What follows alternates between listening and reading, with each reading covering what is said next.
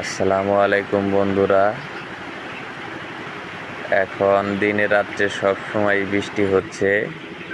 এই সময় খামারিদের একটি কমন সমস্যা হয়ে থাকে, যেটি হচ্ছে অ্যামোনিয়া গ্যাস।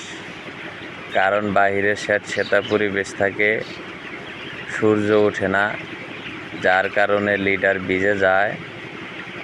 এই অ্যামোনিয়া গ্যাস খামারে অতিরিক্ত হয়ে যায়।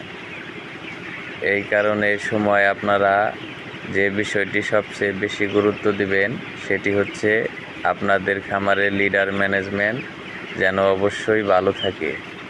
অ্যামোনিয়া গ্যাস হলে মুরগির ঠান্ডা লেগে যেতে পারে এবং কি বিভিন্ন ধরনের সমস্যা হয়ে যেতে পারে। এই কারণে আপনারা সবসময়ই এই সময়টা লিডারের প্রতি বিশেষ করে গুরুত্ব দিবেন, যাতে লিডারে কোনো অ্যামোনিয়া গ্যাস না হয়।